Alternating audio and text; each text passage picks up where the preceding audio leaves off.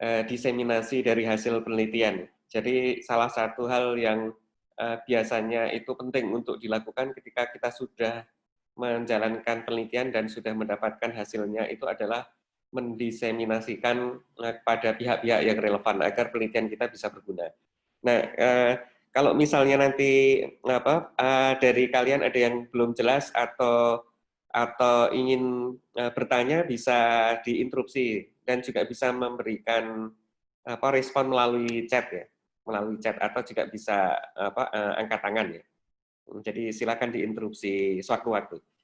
Baik, jadi topiknya terkait dengan diseminasi dari hasil penelitian. Nah, kenapa kita perlu melakukan diseminasi? Karena sebenarnya kita ingin agar penelitian kita itu punya dampak ya. Jadi kalau kita melakukan penelitian itu ada maksudnya bahwa penelitiannya nanti akan bisa dipergunakan. Baik misalnya untuk memperbaiki misalnya mutu pelayanan kesehatan kalau di rumah sakit, atau bisa juga misalnya untuk meningkatkan status kesehatan masyarakat kalau itu di komunitas ya, sehingga akan ada pentingnya untuk menginformasikan hasil penelitian kita itu kepada pihak-pihak yang terkait. Nah, sebenarnya memang ada banyak cara untuk diseminasi ya.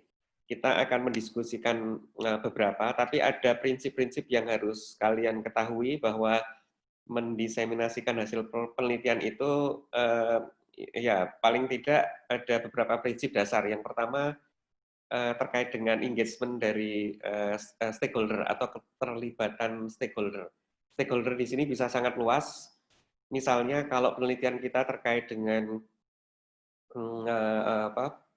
hal yang terkait dengan pelayanan klinis itu biasanya stakeholdernya nanti mungkin juga bisa klinisi atau manajemen rumah sakit ya. Kalau penelitian kita terkait dengan misalnya strategi untuk intervensi vaksinasi, nah stakeholder kita nanti bisa pejabat di Kementerian Kesehatan atau pejabat di Dinas Kesehatan atau barangkali juga bisa para pemegang kebijakan di level lokal, misalnya gubernur atau bupati. Nah, mereka akan punya kepentingan juga untuk bisa mendapatkan hasil penelitian kita dan bisa dipergunakan untuk mereka membuat kebijakan kesehatannya. Terus kemudian formatnya tentu saja karena stakeholder-nya bisa bervariasi, harus mengikuti kebutuhan mereka ya. Jadi kalau kita nanti menyasar klinisi, dokter-dokter itu akan berbeda bahasanya kalau kita menyasar pasien ataupun juga kalau menyasar para pemegang kebijakan. Biasanya para pemegang kebijakan itu tidak punya banyak waktu sehingga harus menggunakan strategi.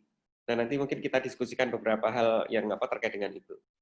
Terus kemudian salah satu cara yang penting juga agar bisa melakukan diseminasi dengan baik itu menggunakan jejaring kita.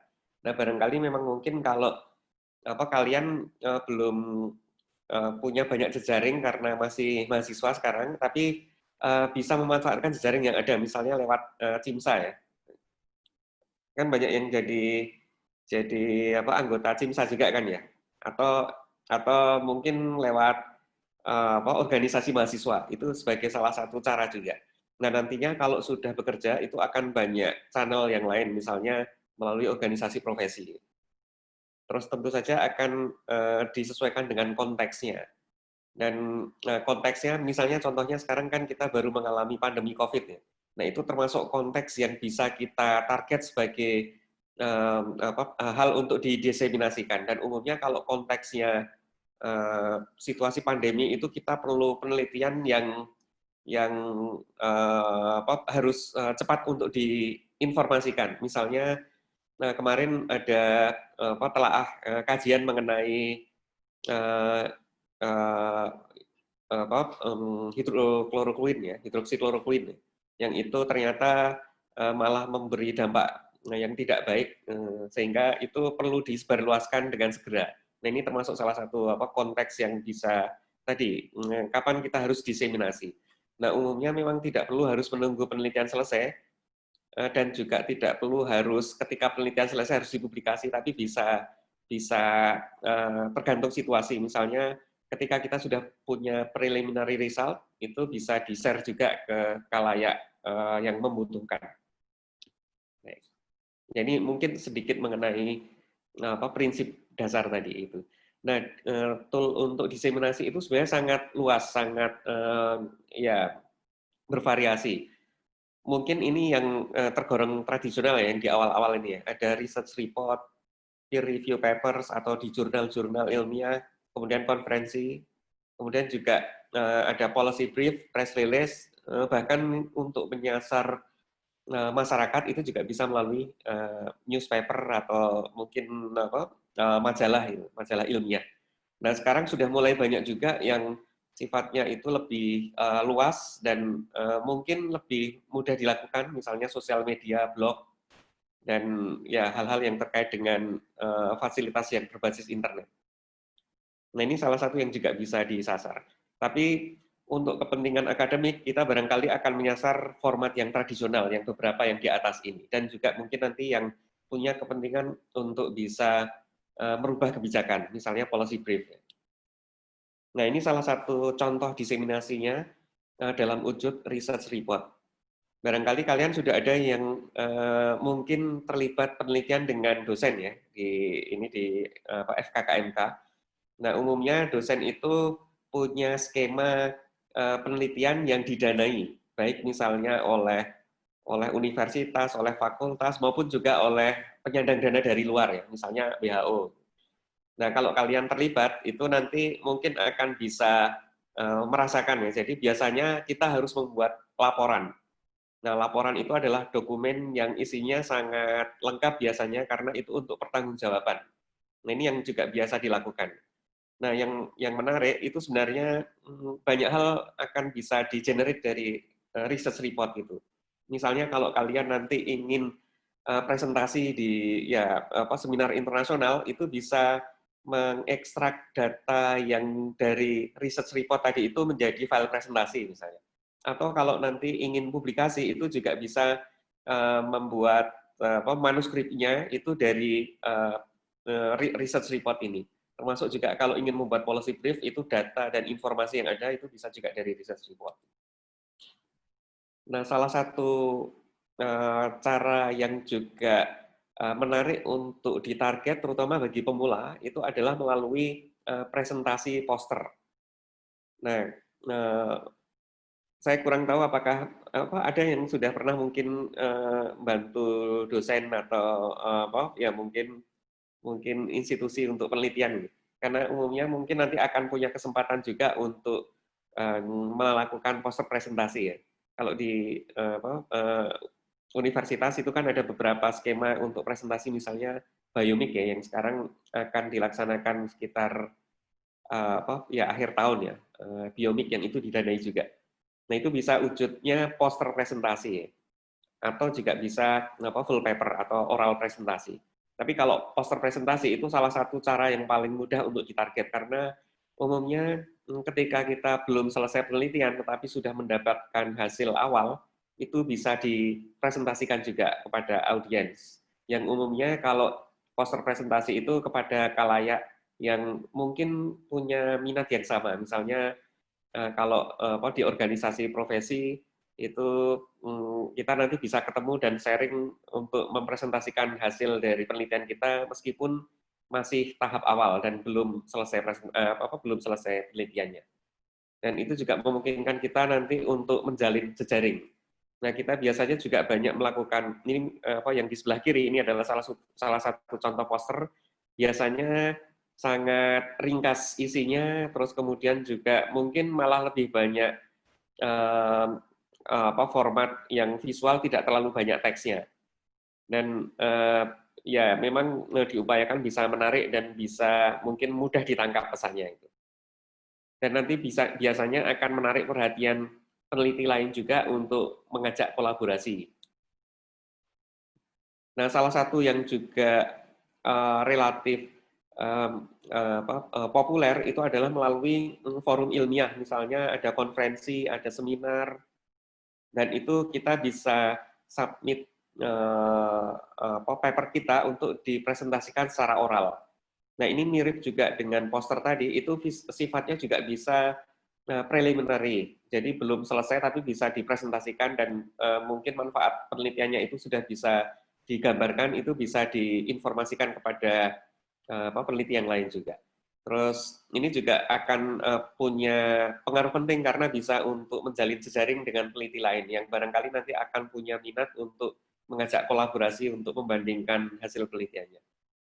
Nah, strateginya kalau untuk presentasi ini memang harus dilatih ya. Jadi prinsipnya harus latihan dan kita nanti harus juga punya teknik komunikasi yang baik ya.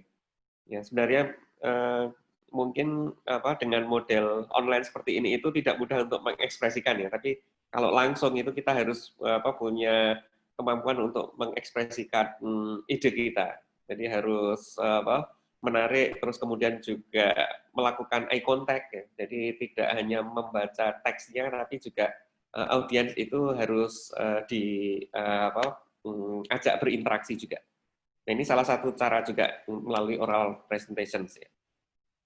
Nah terus kemudian kalau untuk kepentingan yang spesifik, misalnya mentarget pemegang kebijakan, pejabat yang itu punya tugas untuk melakukan regulasi termasuk juga menetapkan kebijakan kesehatan, itu kita perlu juga melakukan diseminasi ke mereka yang wujudnya itu policy brief ya. Jadi policy brief itu adalah sebagai sarana untuk diseminasi hasil penelitian kita kepada para pemegang kebijakan atau policy maker. Nah, umumnya memang formatnya akan berbeda karena mereka itu orang-orang yang tidak punya banyak waktu sehingga harus ringkas isinya dan juga langsung to the point. Misalnya ini adalah salah satu contoh. Sebenarnya kita juga punya contoh yang lokal, misalnya terkait dengan telemedicine juga. Jadi yang ini kebetulan di rural area di Amerika ya. Jadi mereka mengembangkan telemedicine karena untuk meningkatkan akses mental health pada anak-anak di rural area. Nah, bentuknya lebih ringkas dan mungkin kalau kalian punya data dalam wujud infografis itu akan lebih penting untuk disampaikan. Jadi tidak terlalu mungkin banyak teks tapi bisa juga wujudnya infografis dan itu akan jadi informasi yang penting juga bagi policy brief. Baik, yaitu secara umum ada beberapa format yang bisa dilakukan. Ada pertanyaan, komentar sampai di sini? Kalau misalnya ada yang ingin ditanyakan bisa langsung di chat dan mungkin juga kalau ingin langsung bisa tunjuk jari. Ada? Permisi dok, izin bertanya. Ya, silakan Mbak Dendista. Ya. Yang dimaksud profesional not akademik itu bagaimana ya dok? Terima kasih.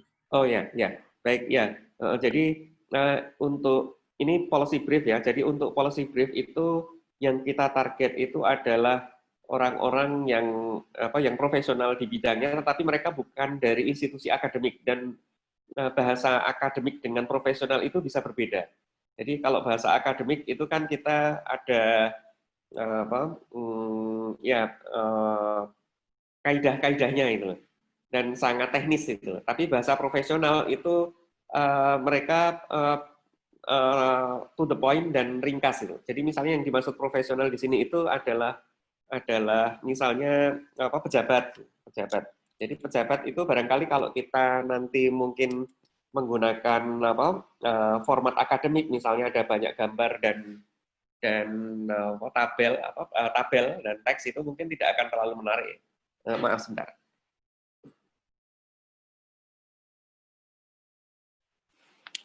Tapi kalau bagi mereka profesional, misalnya pejabat, kepala dinas, menteri kesehatan, atau ya bupati misalnya, itu perlu strategi yang lebih penting untuk menekankan message-nya apa, main message-nya. Jadi mereka mungkin tidak perlu tahu harus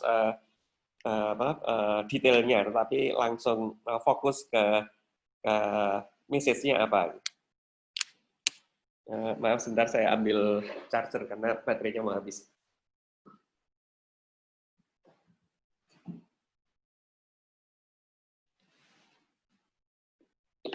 Ya, ada lagi mungkin?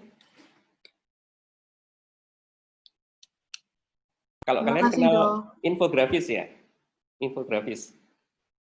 Nah, infografis yang bentuknya grafik-grafik itu juga bisa dilakukan untuk diseminasi kepada para yang non-akademik tadi itu. Baik. Nah, tapi mungkin kita akan menekankan juga untuk publikasi atau untuk mentarget diseminasi yang lebih ke akademis ya, karena mungkin ini akan jadi hal yang kalian perlu ketahui juga, baik sebagai misalnya nanti mahasiswa maupun sebagai klinisi ya, kalau sudah nanti selesai kuliah, sudah lulus, itu akan punya kepentingan untuk mempublikasikan di peer review jurnal, dan ini yang akan kita tekankan juga. Jadi ya, barangkali kalian sudah mengenal dari Dr. Itop juga di awal-awal. Ini mungkin saya sekedar review singkat saja. Jadi menulis untuk manuskrip jurnal itu mirip juga kalau kalian menyiapkan proposal penelitian. Tapi karena ini sudah selesai, biasanya penelitiannya kalau ingin dipublikasi biasanya sudah selesai dan sudah full resultnya itu ada, sehingga kita akan menulis dan juga nanti membuat manuskrip untuk dipublikasi di jurnal ilmiah. Nah, formatnya mirip dengan yang di proposal, tapi karena sudah selesai penelitiannya, itu kita akan punya hasil dan diskusi dan juga conclusions misalnya. Atau ya ini yang sering disingkat sebagai IMRAT ya. Mungkin ada juga kalau ada yang namanya IMRON enggak ya? Jadi imronnya itu E-nya itu conclusion sih. Tapi ini hanya bercanda saja. Jadi yang lebih dikenal format IMRAT ini. Nah, memang nanti akan ada yang lebih spesifik. Jadi kalian perlu melihat masing-masing jurnalnya itu mensyaratkan apa, dan itu nanti akan ada panduannya. Jadi ini adalah strukturnya yang lebih detail, tapi ini sebenarnya mengikuti pola IMRAT tadi ya. Tapi nanti urutannya itu akan lebih detail di masing-masing jurnalnya. Ya, saya kira ini Dr. Itop juga sudah menyampaikan ya. Jadi abstrak itu hal yang sangat penting karena akan menentukan apakah artikel kita, manuskrip kita itu menarik atau tidak. Jadi ini adalah satu hal yang sangat penting untuk dipikirkan dengan matang. Jadi ini dianggap sebagai jendela dari manuskripnya. Baik buruknya manuskrip itu akan kelihatan dari abstraknya. Sehingga kalau misalnya kita menuliskan abstraknya jelek, itu barangkali mungkin orang tidak akan tertarik untuk meneruskan. Tapi kalau baik, itu akan ya nanti dilanjutkan sampai full text ya. Terus kemudian mungkin juga kalian perlu pahami untuk menuliskan kata kunci yang penting, karena kata kunci yang penting itu akan dipakai untuk mengindeks dan untuk mencari nanti di database ya. Jadi kalau sudah dipublikasi itu kita sebagai pembaca itu agar mudah itu perlu menggunakan kata kunci ya atau keywords sih. Nah, kata kunci di bidang biomedical science yang sangat terkenal itu adalah medical subject heading yang dibuat oleh NLM, NCBI atau MES ya, medical subject heading. Karena nanti kalau tidak standar itu mungkin akan tidak mendapatkan artikel yang sesuai juga, sehingga kita harus memastikan kata kuncinya itu standar. Ya, jadi isinya ya sebenarnya dalam abstrak itu seperti ini ya. Jadi pentingnya penelitian kita itu ada di mana dan tujuannya apa. Terus kemudian secara ringkas menyebutkan metode, result, dan conclusions. Yang itu biasanya terbatas 200 sampai 300 kata. Itu sangat singkat sehingga memang tidak mudah untuk membuat abstrak yang bisa menarik, komprehensif, tapi dengan bahasa yang sangat ya concise itu. Ini perlu latihan. Nah, umumnya kesalahannya adalah menaruh terlalu banyak informasi yang mungkin tidak terlalu relevan. Termasuk juga di abstrak tidak perlu menampilkan gambar dan referensi. Jadi langsung to the point dan sangat singkat. Terus kemudian juga sebaiknya tidak ada singkatan yang itu mungkin tidak semua orang akan bisa pahami. Apalagi kalau nanti publikasi di konteks internasional, terus kalian menuliskan BPJS. Nah, BPJS itu hanya dikenal di Indonesia ya, sehingga kalian perlu nanti memformat agar kalau maksudnya BPJS adalah National Insurance Agency itu misalnya, nah itu bisa dengan format seperti itu. Ya, terus ya barangkali ini Dr. Itab juga sudah menyampaikan secara lebih detail. Ini saya mungkin hanya untuk mengingatkan saja bahwa format manuskripnya nanti itu juga ada kaidah-kaidah dan strukturnya. Jadi ada introduksi yang itu menekankan pentingnya penelitian kita itu di mana, dan itu biasanya harus didahului dengan aktivitas systematic review atau literatur review. Jadi kita harus melakukan literatur review agar tahu saat ini itu apa yang sudah diketahui dan diteliti orang. Sehingga kita juga bisa tahu apa yang belum, sehingga kenapa kita melakukan penelitian ini. Itu yang jadi nilai jual dari penelitian kita. Terus kemudian ya ini beberapa hal yang biasanya mengganggu itu terlalu sedikit informasi atau terlalu banyak informasi. Terus kemudian juga strukturnya itu loncat-loncat ya. Jadi yang pertama bicara fokus atau mungkin mikro, misalnya bicara terkait dengan imunisasi pada balita, tapi nanti terus kemudian yang di bawahnya itu cerita misalnya pengembangan vaksinasinya. Jadi harus urut, runtut, dan juga alurnya itu jelas. Apakah dari pelebar ke menyempit atau sebaliknya. Baik. Nah, terus kemudian dalam methods itu yang penting, methods itu filosofinya bahwa peneliti lain yang membaca itu nanti bisa melakukan hal serupa dengan apa yang kita lakukan. Jadi prinsipnya itu. Jadi mungkin kayak membuat resep masakan itu lah. Meskipun kalau resep masakan barangkali kalau koki ada yang dirahasiakan ya.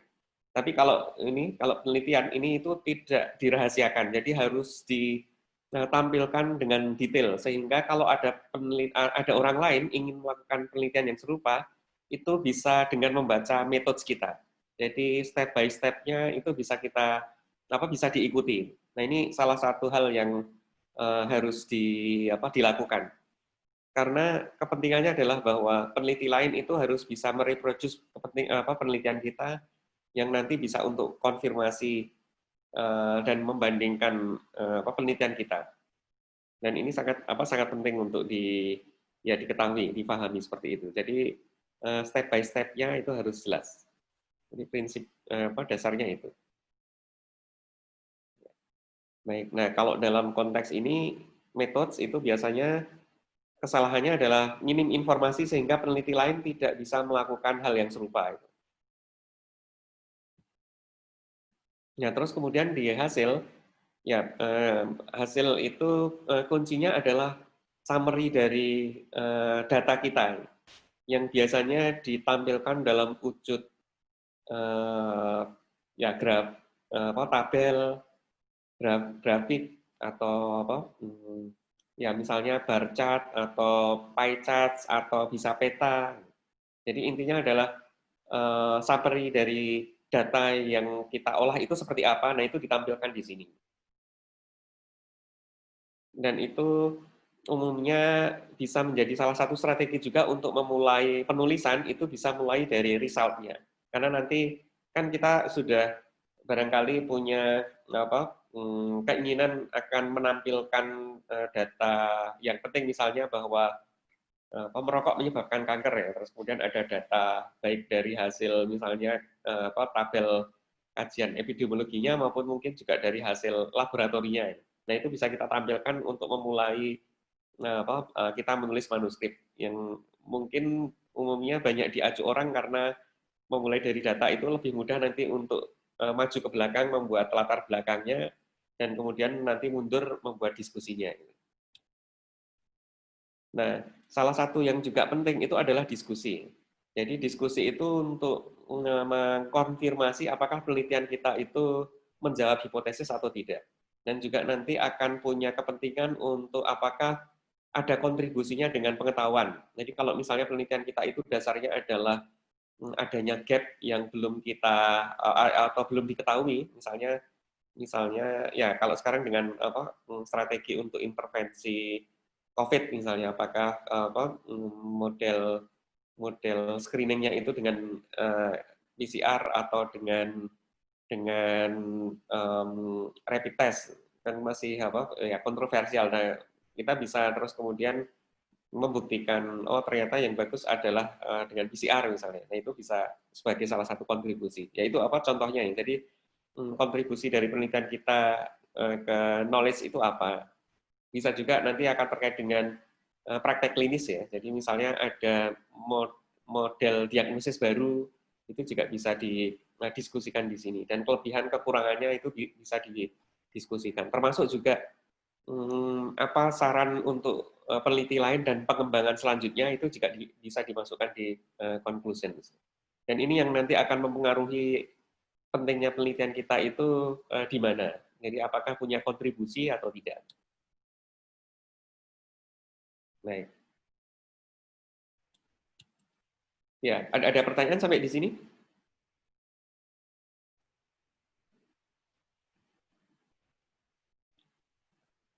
Ya, sudah. Baik, kalau tidak kita lanjutkan, jadi salah satu hal yang penting juga di result itu adalah summary-nya. Nah, summary-nya itu bisa dalam bentuk gambar atau tabel ya. Nah, hal yang harus dipegang prinsipnya bahwa tabel gambar peta itu harus sifatnya self-explanatory. Jadi tanpa diterangkan itu sudah bisa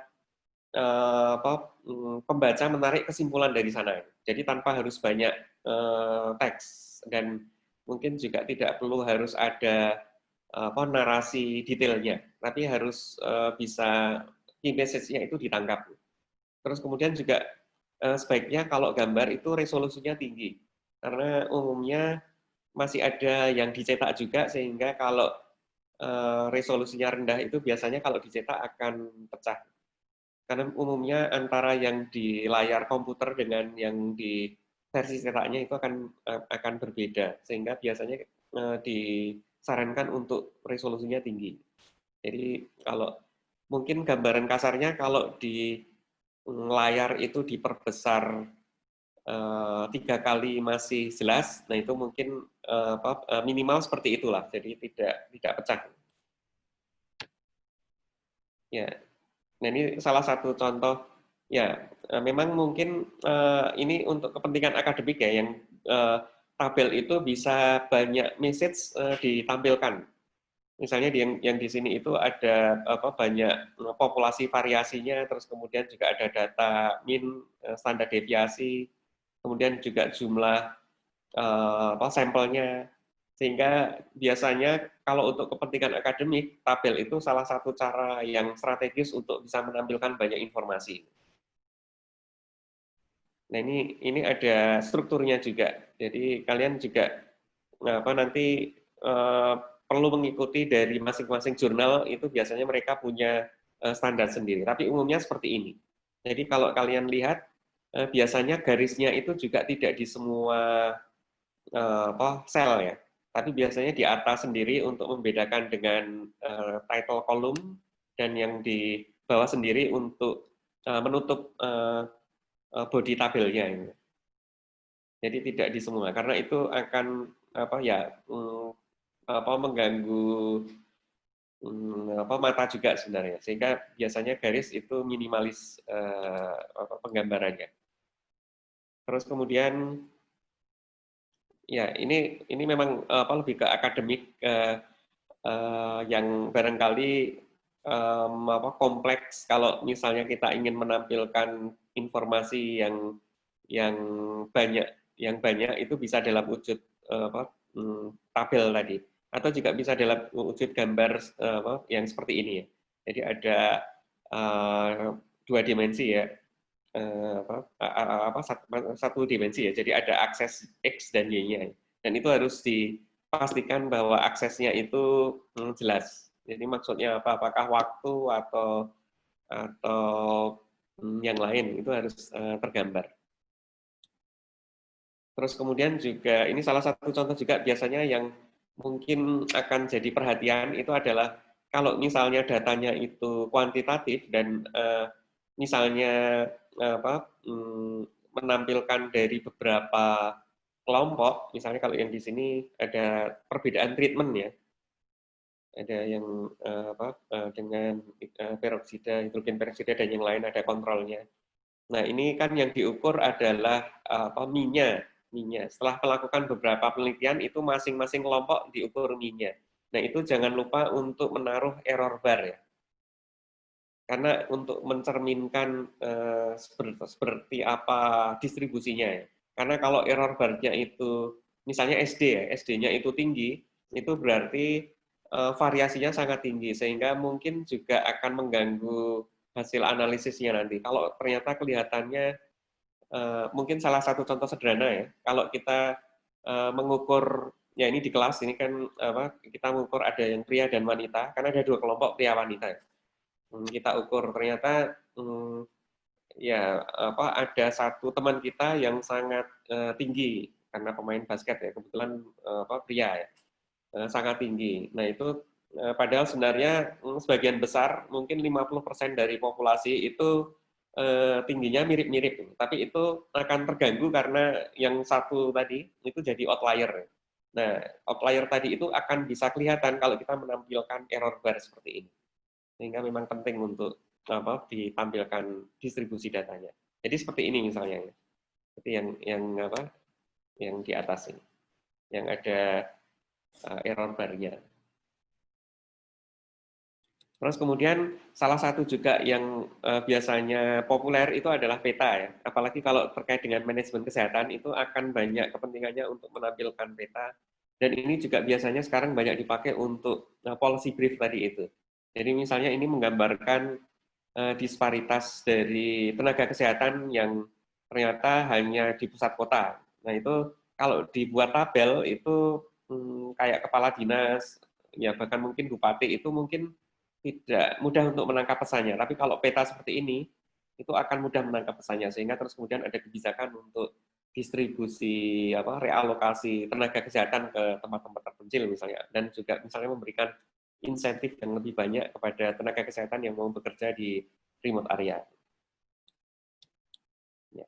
Nah, kadang-kadang kita memang mungkin akan perlu juga untuk membuat gambar yang multiple atau multiple compound karena membandingkan. Misalnya ini adalah dari imunofluorescens yang di sebelah kiri ya. Jadi ini imunofluorescens itu karena ada beberapa channel ya. Ada beberapa channel ya. Sehingga kalau dipisahkan itu mungkin tidak akan mudah dilihat perbedaannya, tapi ini dibandingkan beberapa channel itu akan kelihatan. Termasuk juga misalnya dari yang di sebelah kanan,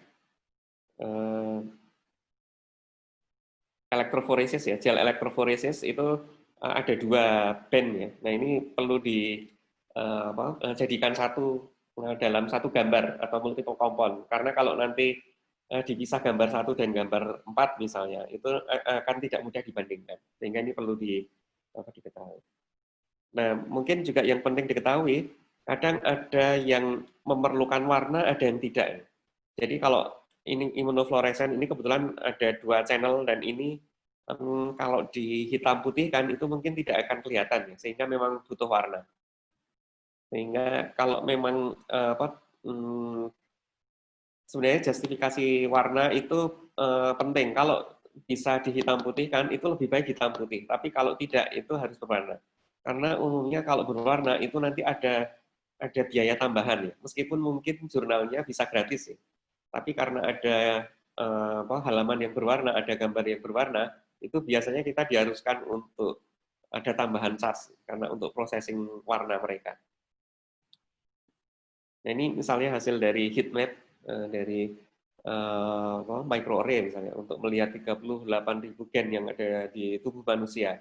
Ini juga akan perlu warna ya, dan ini beberapa gambar dari masing-masing klaster itu dijadikan satu yang tadi namanya adalah multiple compound ini. Jadi ada multiple graph yang itu akan dibandingkan satu persatu sehingga mudah dilihat. Karena kalau dipisahkan itu nanti mungkin akan tidak mudah untuk melihat perbedaannya.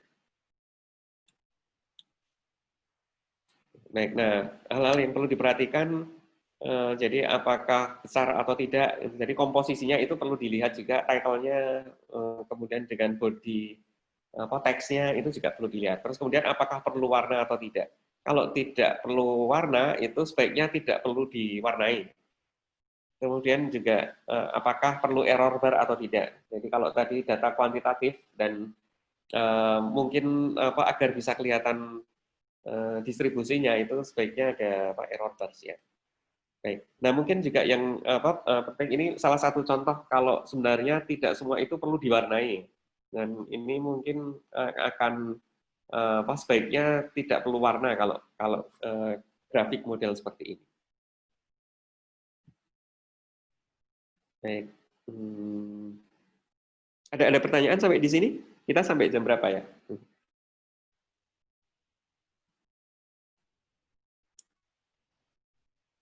Baik, kita lanjutkan. Dan untuk referensi itu diupayakan untuk menggunakan software ya. Kalian sudah saya kira tahu banyak software yang bisa dipergunakan untuk mengelola referensi dan juga membuat daftar pustaka. Karena apa? Karena penting untuk memastikan bahwa paper-paper lain yang kita citasi itu tidak keliru. Dan ini nanti juga akan punya konsekuensi ya masuk kategori plagiarisme juga kalau ternyata kita lupa citasi. Termasuk juga hal yang penting adalah dengan citasi yang benar ini itu memungkinkan mereka untuk mengecek apakah memang penelitian kita itu daftar pustakanya relevan dengan penelitian kita atau tidak. Jadi relevansi daftar pustaka yang kita baca itu akan juga bisa dicek dengan lebih mudah kalau dengan software. Sehingga kalau penelitian yang bagus itu mesti daftar pustakanya akan sangat relevan dengan penelitiannya. Yang mungkin nanti tidak lagi ada misalnya buku metodologi penelitian itu nggak akan masuk lagi di sana. Kemudian teori yang mungkin dari textbook itu mungkin tidak lagi banyak, tapi biasanya akan lebih banyak dari jurnal yang itu bisa lebih lebih istilahnya up to date. Nah, untuk strategi title ini ya barangkali kalian nanti bisa melihat contoh-contohnya yang ada. Jadi ada title itu yang sifatnya deskriptif ya, yang biasanya kita lakukan. Tapi ada beberapa strategi juga untuk membuat menarik, itu kita bisa membuat deklaratif ya. Deklaratif itu bisa mengambil kesimpulannya. Kesimpulannya itu sebagai kata kunci. Misalnya bahwa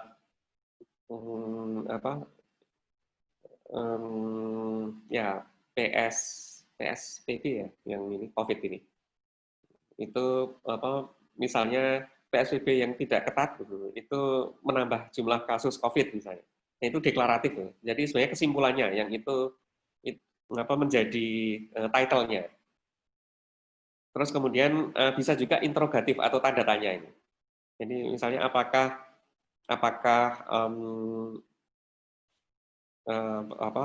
social atau physical distance itu berguna untuk mengurangi penyebaran kasus, nah itu bisa interrogatif.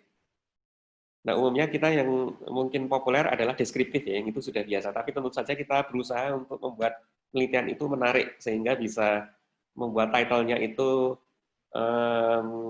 yang berbeda. Nah ini ada kajian yang menarik juga karena artikel with subtitles cited more often. Jadi memang mungkin, tapi memang perlu strategi ya. Jadi tidak hanya short, tapi juga perlu strategi agar bisa menarik. Baik. Nah makanya untuk bisa seperti itu tadi itu harus direncanakan di awal, dan Dr. Itop sudah menyampaikan juga ketika sebelum penelitian dimulai itu sudah ada kaidah untuk menyusun proposalnya, dan itu adalah salah satu strategi perencanaan yang sangat penting. Dan juga mengikuti guideline yang ada. Nah, terus kemudian juga yang sangat esensial untuk diketahui itu adalah mentarget jurnalnya. Nah, jurnalnya itu ada sangat banyak sehingga perlu ditarget. Tapi secara intinya jangan disubmit ke jurnal yang istilahnya predator ya, jurnal predator. Nah, untuk agar terhindar dari jurnal predator seperti apa? Itu tentu saja kita harus memastikan jurnalnya itu berkualitas atau tidak. Salah satu cara untuk agar jurnal berkualitas itu adalah melihat impact factor-nya, terus kemudian juga melihat apakah diindeks atau tidak.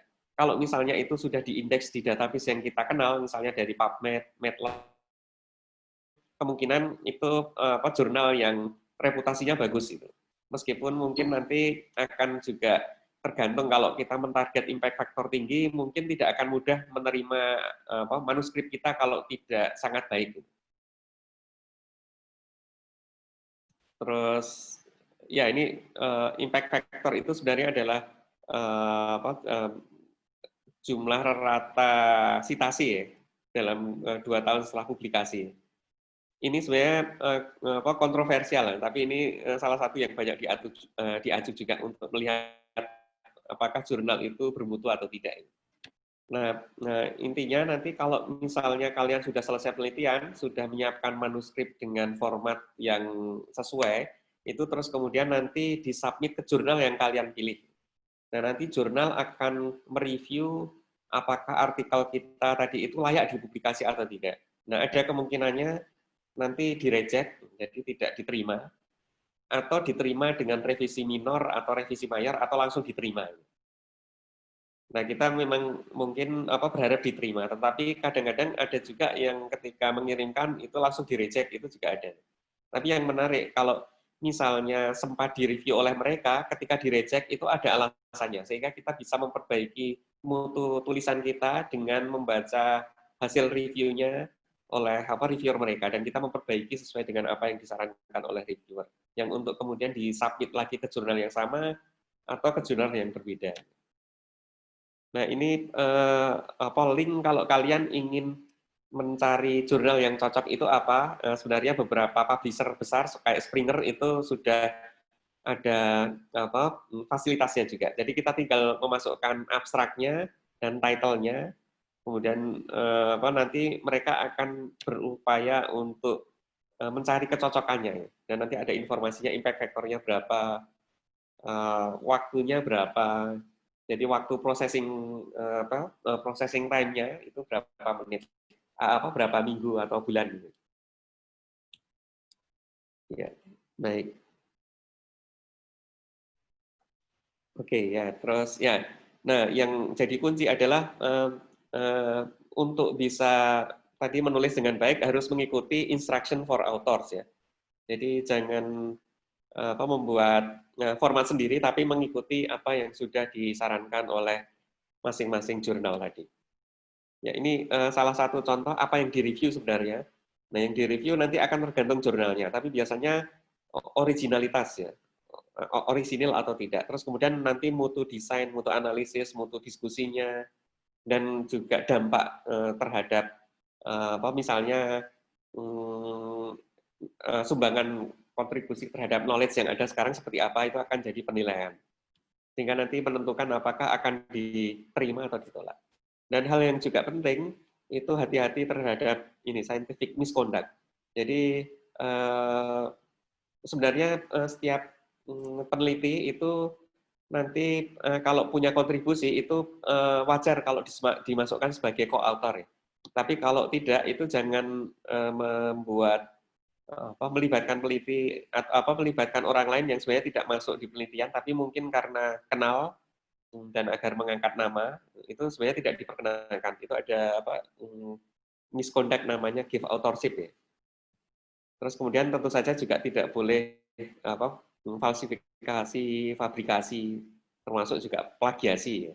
Dan ini saya kira sudah dipahami. Ya, ini salah satu contoh barangkali publikasi yang paling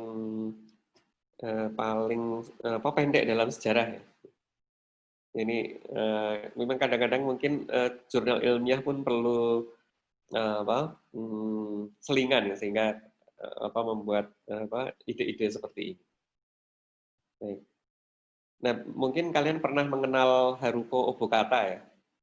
Jadi salah satu peneliti stem cell yang sangat terkenal dari Jepang, yang terus kemudian ternyata terbukti melakukan fabrikasi, falsifikasi datanya, dan peneliti lain itu ketika mengikuti langkah step by step dari penelitiannya itu tidak bisa membuktikan, sehingga waktu itu timbul kecurigaan dan akhirnya jadi isu. Terus kemudian setelah diteliti ternyata memang tidak benar yang dilakukan, dan setelah itu ya kepala labnya itu bunuh diri juga karena ternyata masuk di give authorship, terus dia melakukan fabrikasi falsifikasi. Nah, nanti kalian kalau ingin lebih detailnya bisa baca di link ini ya. Jadi rekomendasi untuk melakukan reporting, kemudian juga publikasi di medical journal kalau nanti mentarget peer review journal. Ya, saya kira itu. Ada pertanyaan?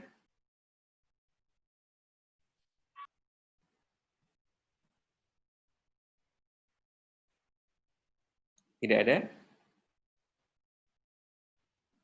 Baik, kalau tidak ada, kalian sebenarnya bisa juga nanti mungkin kalau ada yang ingin didiskusikan itu jangan sungkan-sungkan untuk kontak saya, baik misalnya melalui email atau ya mungkin nanti kalau ingin via channel yang lain itu silahkan. Baik, ya saya kira itu. Terima kasih atas perhatiannya. Semoga ada manfaatnya. Kita akhiri sesi ini. Selamat siang. Assalamualaikum warahmatullahi wabarakatuh.